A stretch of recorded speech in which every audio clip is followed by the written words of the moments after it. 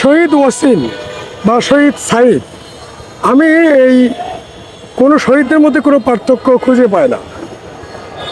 তারপরেও যে তর্ক বিতর্ক আমার দেশকে নিয়ে শুরু হয়েছে, আমার দেশের যে মাহমুদুর রহমান সাহেব, উনি ফ্যাসিবাদের বিরুদ্ধে দীর্ঘদিন লড়াই করেছেন।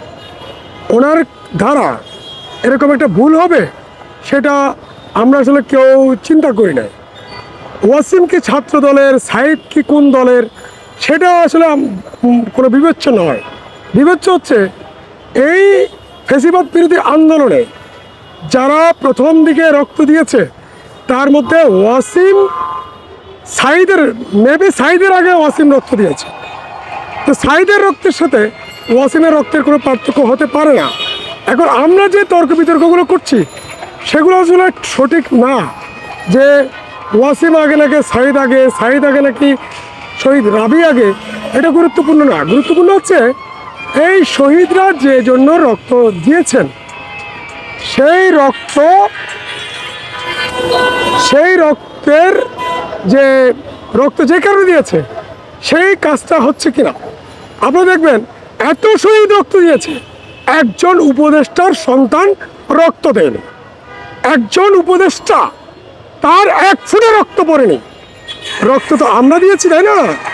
হ্যাঁ, আমাদের রক্ত, ওয়াসিমের রক্ত কিংবা সাইদের রক্ত কিংবা জিসানের রক্ত কিংবা রাবির রক্ত, যে কোনো শহীদের রক্ত এর মূল্য কি সেটা তার স্ব ফ্যামিলি, তার পরিবারের বুঝে, আর কেউ বোঝার কথা নয়, আমিও বোঝার কথা নয়। কিন্তু এই শহীদদের রক্তের বিনিময়ে যারা চেয়ারে বসেছে, উপদেষ্টা হয়েছে, তারা শহীদদের রক্তের সাথে, শহীদদের জীবনের সাথে যে বেইমানি শুরু করেছেন, হ্যাঁ, সেটাই হচ্ছে গুরুত্বপূর্ণ। আমরা ওয়াসিম কিংবা সাইদ নিয়ে বিতর্ক না করে আমাদের যেটা করা উচিত, শহীদদের রক্তের সাথে, জীবনের সাথে যে যে উপদেষ্টা বেইমানি শুরু করেছেন তাদেরকে ধরা, তাদের ঘাড় মটকানো। কারণ আমাদের তো একটা বড় অভিজ্ঞতা রয়েছে, শেখ হাসিনার ঘাড় মটকানোর দারুণ অভিজ্ঞতা রয়েছে। আমার নিজেরও অভিজ্ঞতা রয়েছে মঈন আহমেদের ঘাড় মটকানোর, 111 সরকারের ঘাড় মটকানোর নিজের অভিজ্ঞতা রয়েছে যখন আমরা ঢাকা বিশ্ববিদ্যালয়ে পড়তাম।